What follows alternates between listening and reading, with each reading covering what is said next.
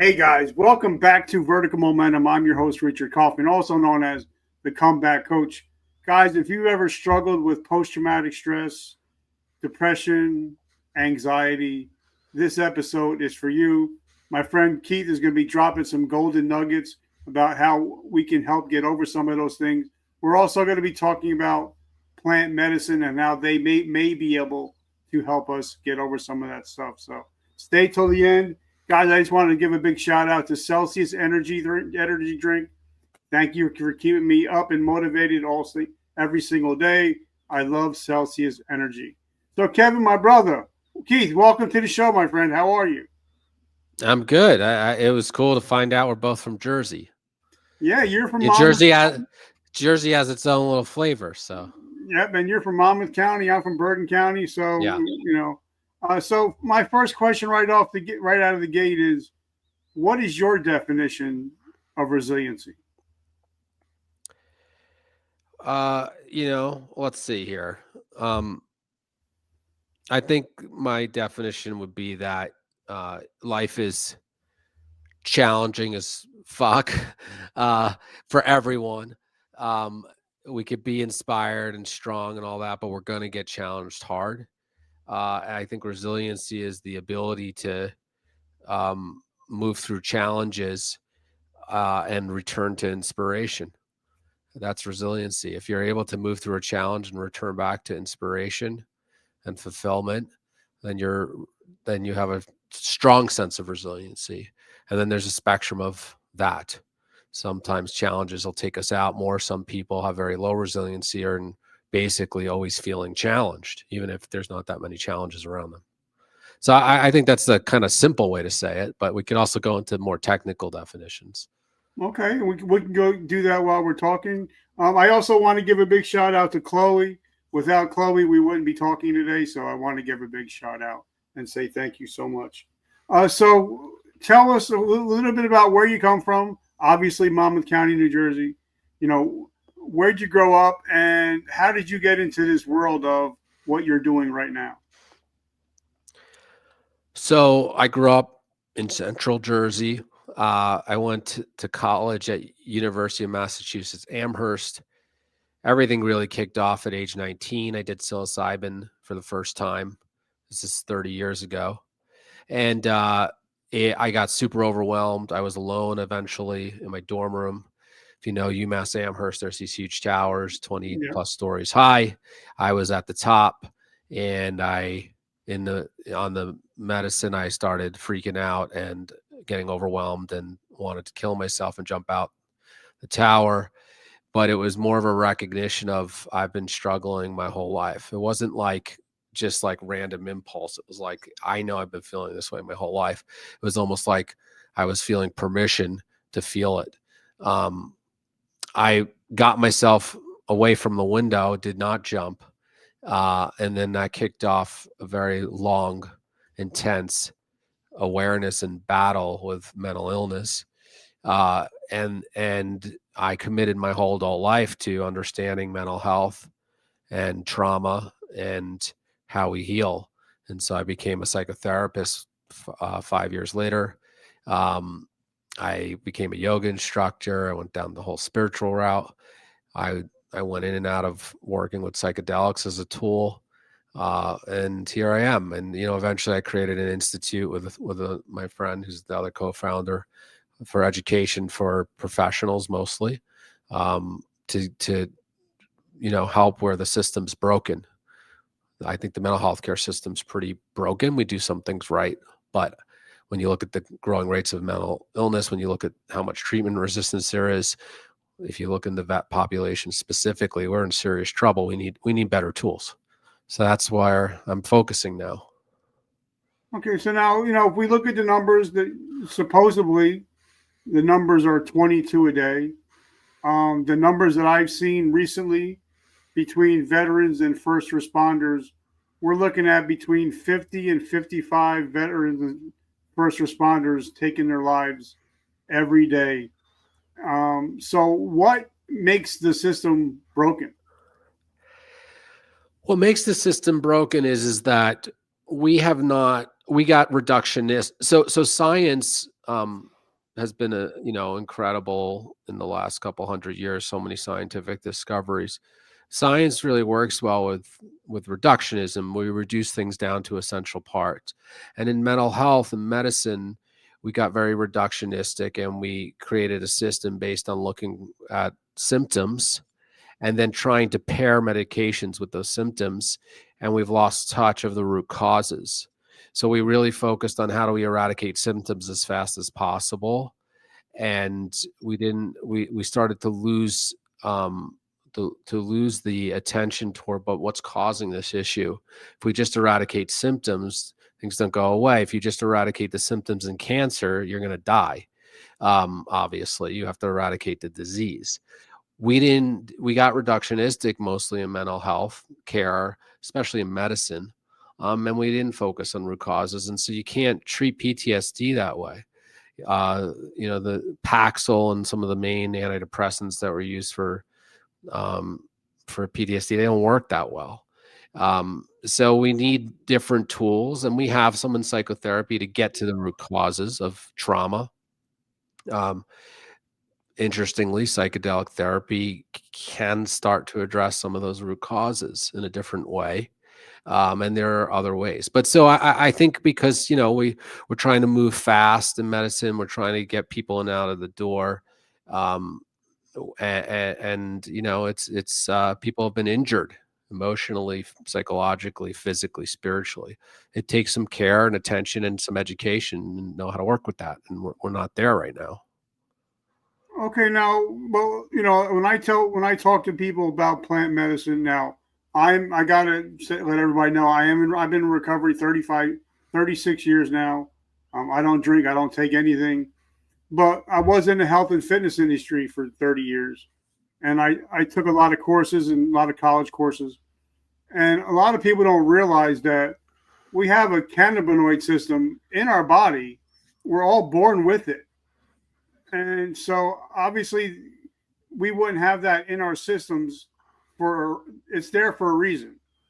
So can you drop a little bit of knowledge about the cannabinoid system in the human body? Well, you're talking in reference to cannabis. Is that Yep. why you're bringing up the cannabinoid system? Yeah. Well, I wouldn't be the person to talk to in depth about the neuroscience behind the cannabinoid system in the body. And also cannabis is not one of the medicines we are focused on in psychedelic treatments, or trauma treatments. It works for some people. I'm not, knocking that, but in that whole realm, like, research is sparse and limited and scarce. So I would just say, I'm not the best person to talk about anything related to cannabis, really. Okay.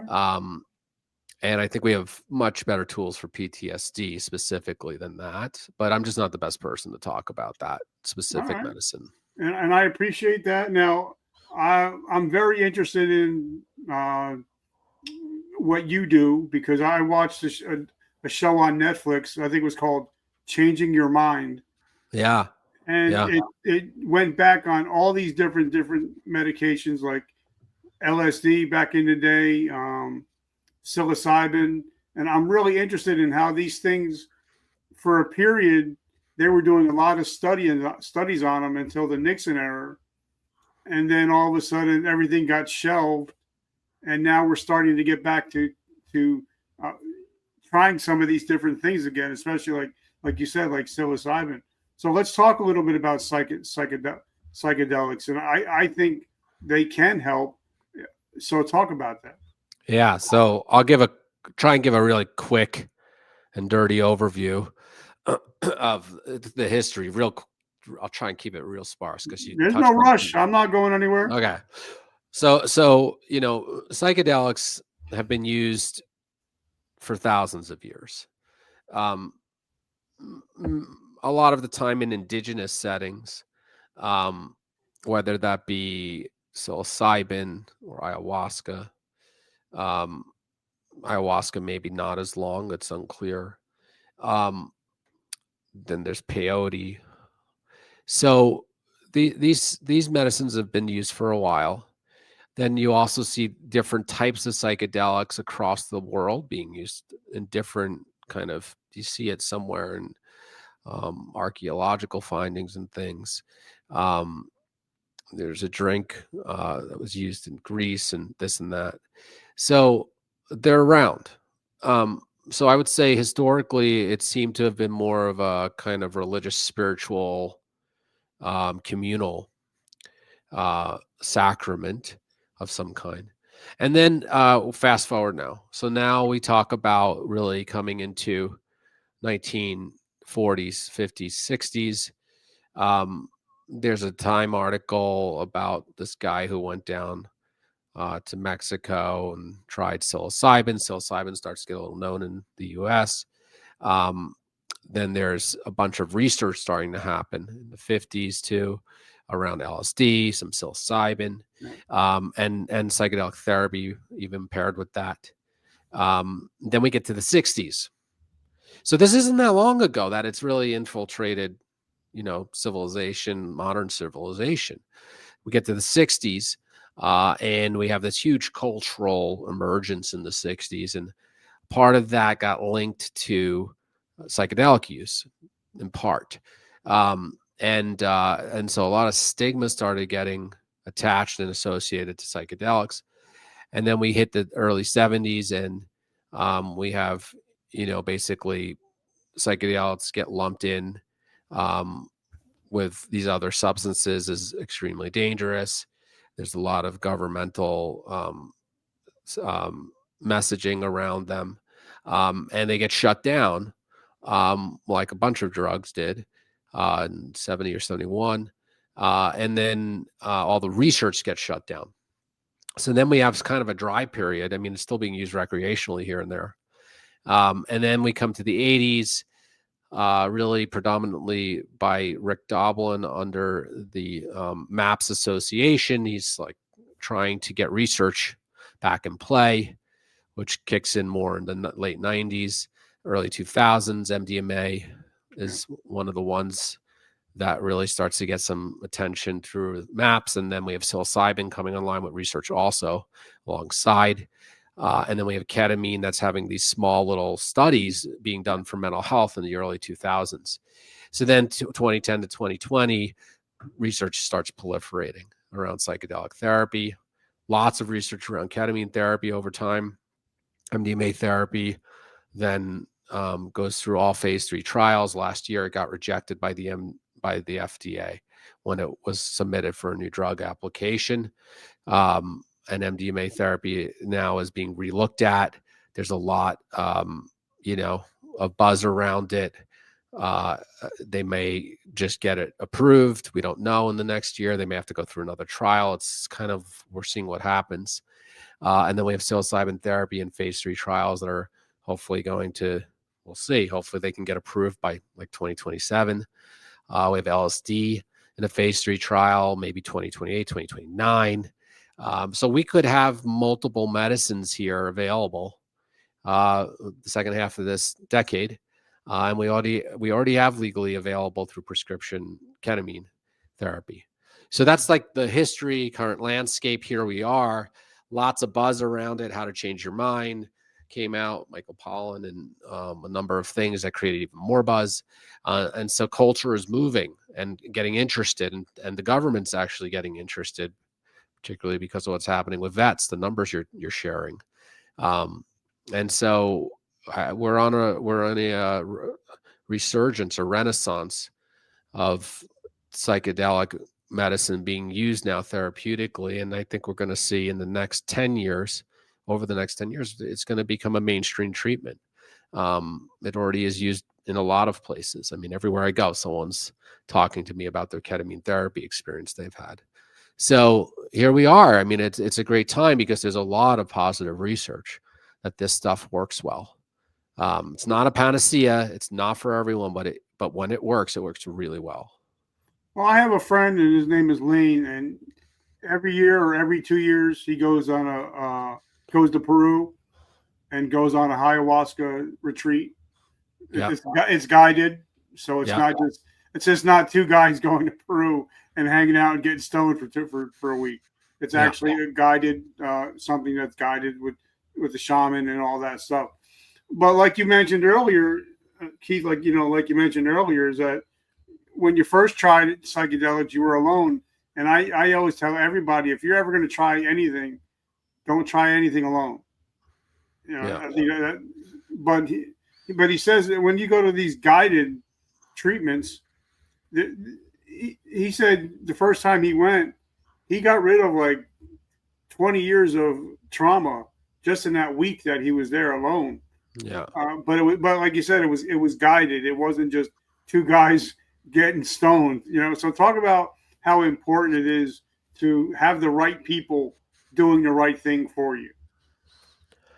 It's super important in psychedelic exploration, in the sense that, I mean, look, people can go to do whatever they want recreationally. That's up to them. But with psychedelics, you don't know what you're going to get. And if you have a mental health condition you're dealing with, and you're not guided, you can re-traumatize yourself. You can have new symptoms emerge that don't make sense to you. You can really have a damaging experience.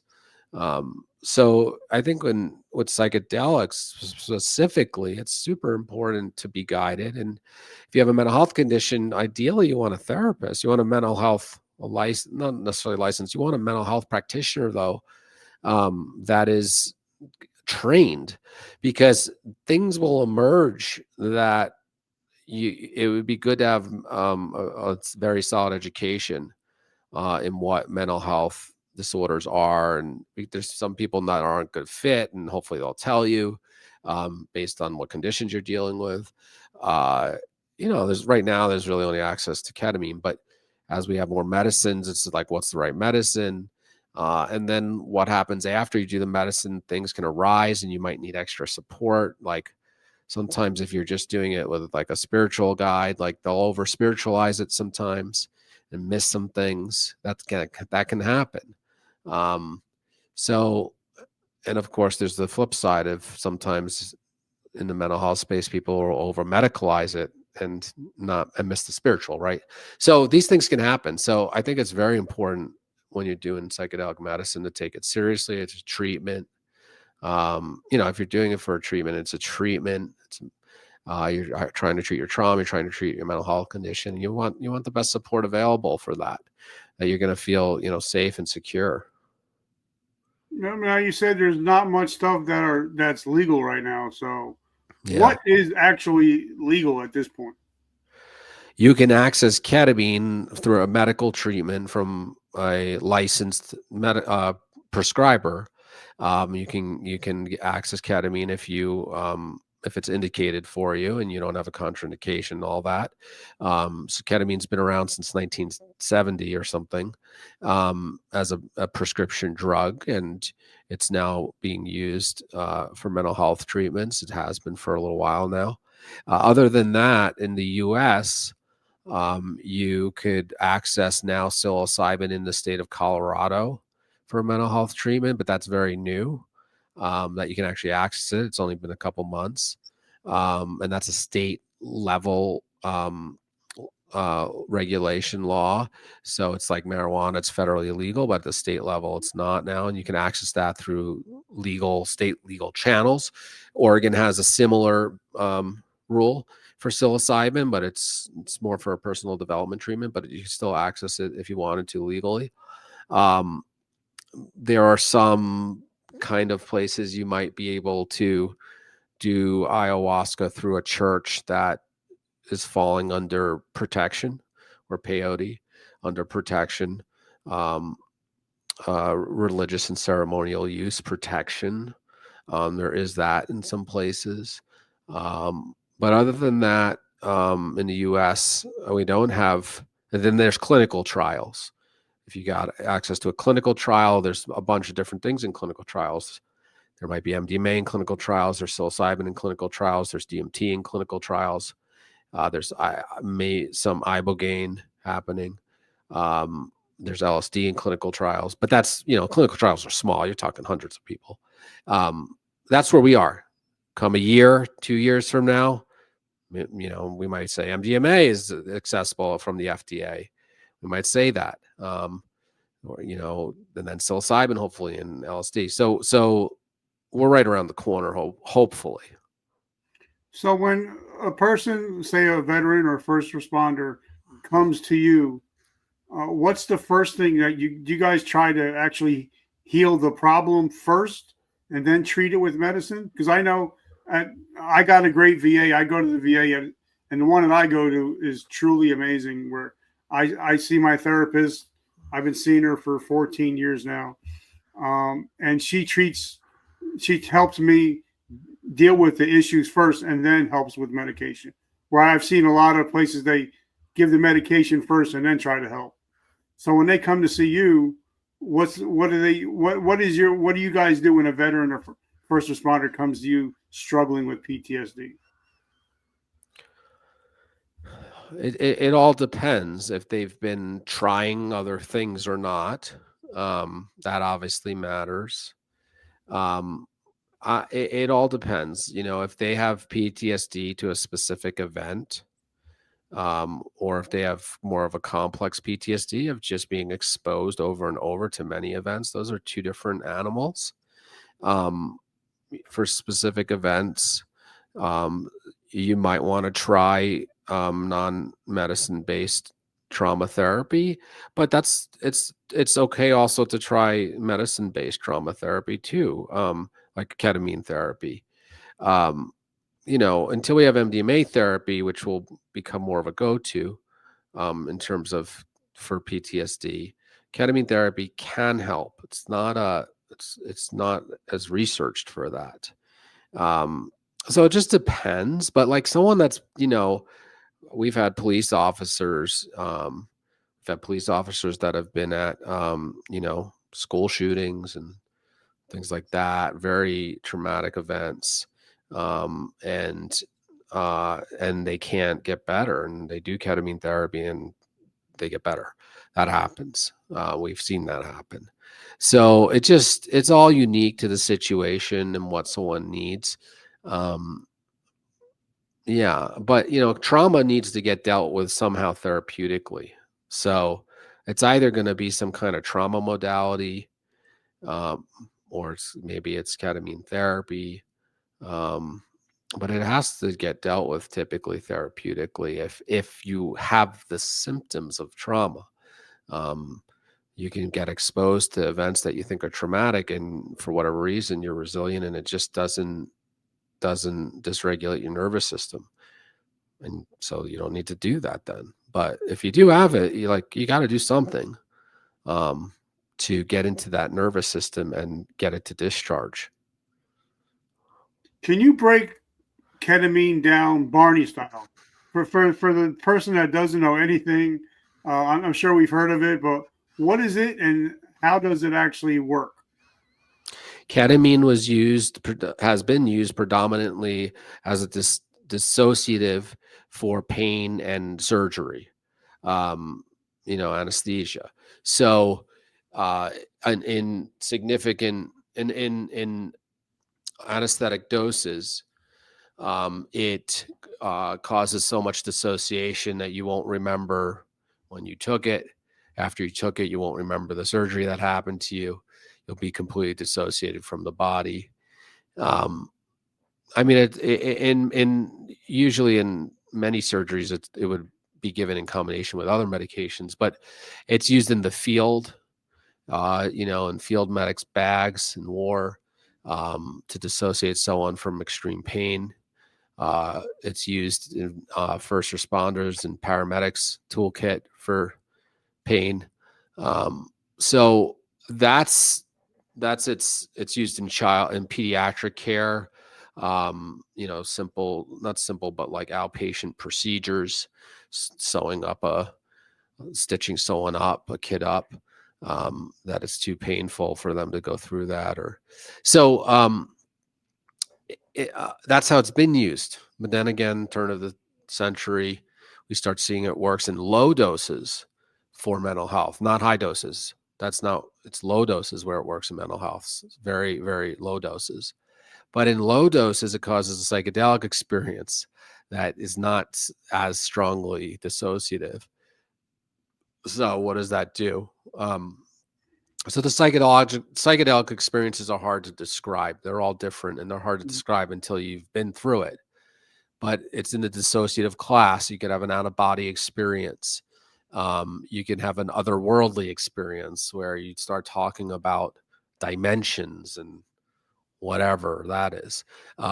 You can have a very internal experience where you start zeroing into your childhood, but from sort of like watching it like a movie, and kind of you just start talking about this movie you're watching and things that you've forgotten.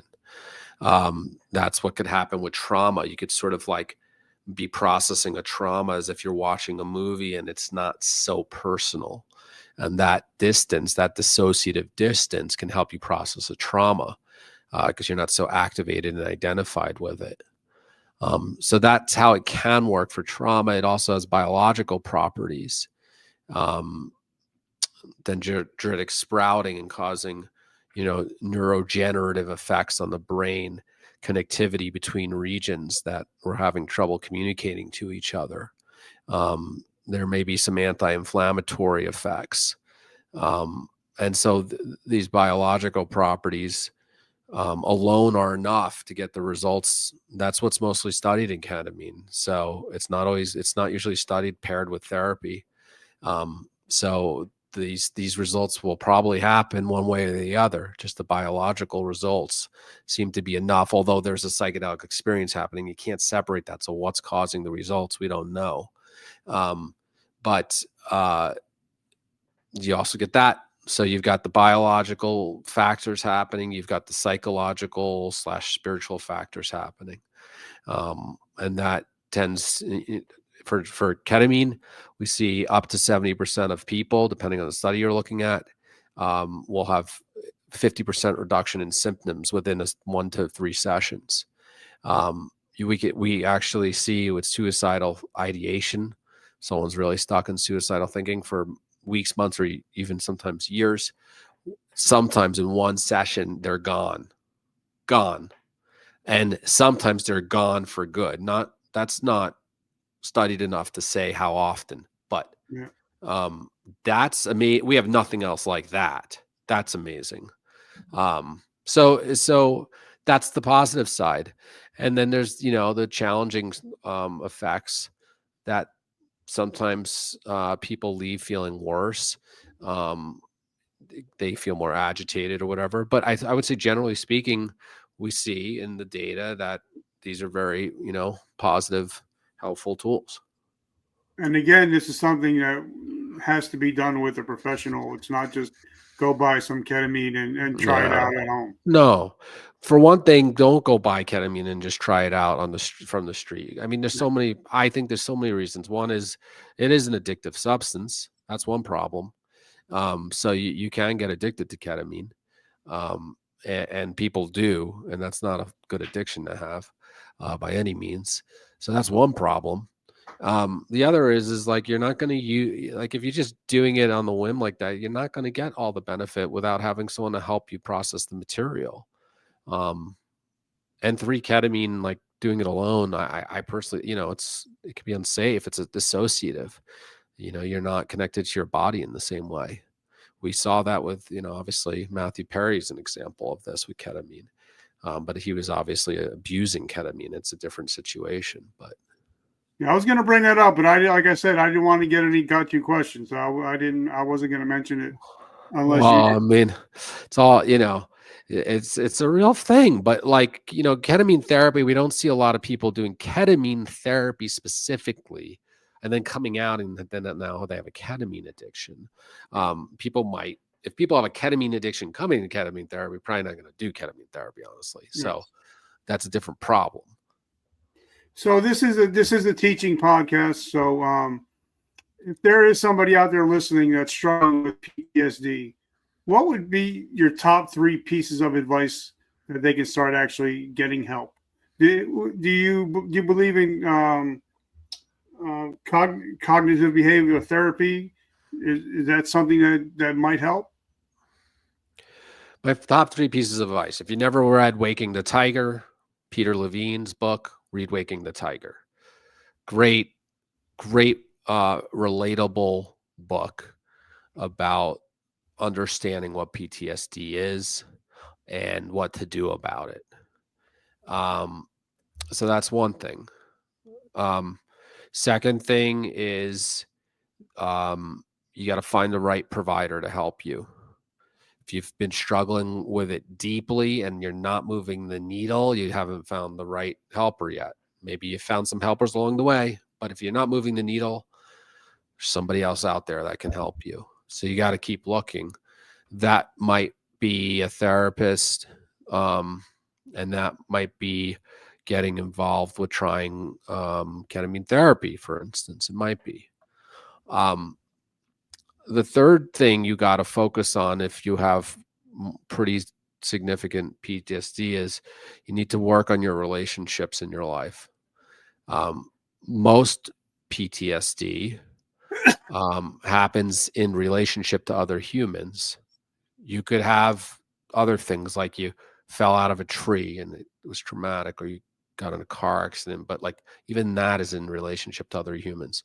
So relationship is very important as one of the healing agents. You got to work on your relationships. It might mean also, having somebody help you with that. You have to know how to have secure relationships in your life, because healing happens in relationship to others. That's why therapy works. That's the only reason therapy works, really.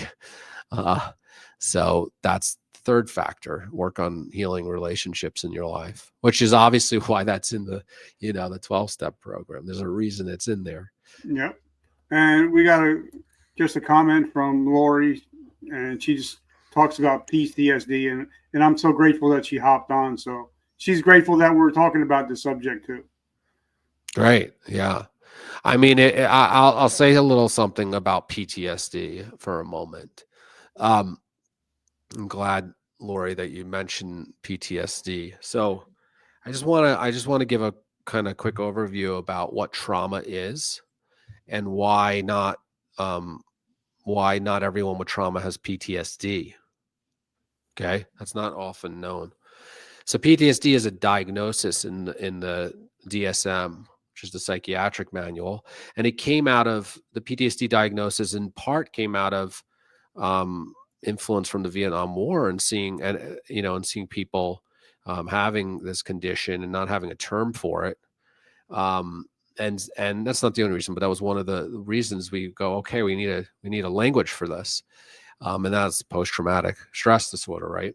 So there's very specific symptom list with PTSD. Now, PTSD speaks nothing to what's happening in your body outside of these symptoms of what's happening in the body. That's what's the process in the body that's causing this. So you can have a traumatic, and that's in the nervous system. So if you have a traumatic process in your nervous system, not unfortunately, but it doesn't always look like PTSD. And so PTSD is a little misleading in the sense that there's a lot of traumatized people that don't have a PTSD diagnosis, and they have other symptoms, and it might just look like depression. It might just look like anxiety. It might look like IBS almost. There's a strong link between a lot of disorders and trauma, chronic pain and things. So we have to dig deeper and understand what trauma is, and in order to know, you have to have a good understanding of trauma in order to know, like, am I suffering from trauma? If you have the PTSD diagnosis, you really fit in there. You got a traumatized nervous system. That's how it was expressing, but there's other ways it might be expressing. So it's an important thing because a lot of people get missed. We got a little focused on PTSD, and a lot of people get missed who's dealing with a lot of trauma. And then we're not treating the root cause. We're not treating trauma. Let's say we're treating depression, we're giving them an antidepressant, but we're not treating the trauma, if that's what's there. So just want to kind of blow that open a little bit more. Yeah, because, and a lot of people, I hear it all the time. They say jokingly, it's PTSD this or PTSD that. I have PTSD because my cat fell out of a tree, or they kind of take it lightly. Where I think that a lot of it shouldn't be taken lightly. And I was talking to somebody earlier. You don't have to be a cop or a soldier to have PTSD. It could be the average everyday Joe dealt with something that in childhood that they're dealing with it as a 50-year-old, right? The average human being has some trauma in their nervous system. Now, I won't go as far as say the average human being is severely altered by that trauma, but there's definitely a traumatic process in most human beings that's inside of a person's nervous system. But I would say that a good amount of people, that trauma is also causing some real problems in their life. So yeah, I mean, life is hard. We are exposed to some intense stuff throughout our lifetime, and there's definitely going to be some associations throughout time where our nervous system gets stuck in patterns of threat. And that's what trauma is. The nervous system, the threat response system, that's meant to be spontaneous to an actual threat, gets patterned and conditioned to perceive threats that no longer exist. Most people have some degree of that. Then you go to the next point of many people even have symptoms because of it. I love it. And I'm so glad you broke some of that stuff down. So tell us what you're up to and what your company's up to, how we can support your mission, and how we can get into your ecosystem. So psychiatryinstitute.com, which is the Integrative Psychiatry Institute's website. We've got a lot of resources on there. If you're a professional, a lot of training around trauma, psychedelic therapy, integrative medicine, getting to root causes, all that kind of stuff. If you're not a licensed professional, our podcast, the Higher Practice Podcast, is a great place to go and get informed. What am I dealing with? What is trauma? What else might I be dealing with? What are the tools out there for me? What's my next step? We talk a lot about that on the podcast. So I would say those are the two best places to go check us out and get some information. And what's the name of the podcast and where can they find it? Higher Practice Podcast, and it's on all the major channels, Apple, Spotify.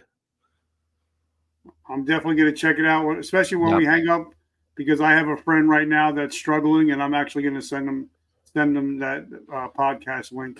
When we hang up. Yeah. Cool. Keith, I just want to say, brother, I'm so grateful and humbled that we finally got together. I know we were going back and forth on email, but I'm glad we finally got together. Yeah, we did it. Yep. And I want to give a big shout out to Chloe. Thank you for putting this together. I appreciate you with all the technical stuff. I want to thank Celsius Energy for keeping me upward and keeping me motivated. And I just want to say, Keith, thank you again one more time. And I'm so humbled and grateful that you took the time to hang out with us today. Thanks so much for having me. All right, guys. As I end every episode, every morning we wake up, we have a chance. We can either wake up and be a victim, or we can be a victor. And if you listen to this podcast, you're no longer a victim of your past. You're a victor of your present and your future. And I thank you guys for always showing up. And remember, vertical momentum, the only way to go is up. I love you guys. Have a great week. Keith, my friend, have an awesome week. Enjoy it in Colorado. I'm sure the winter's about to come. So I'm sure you have to start getting ready for that cold weather. Yep. Thanks a lot. All right, my friend. Be good. Take care.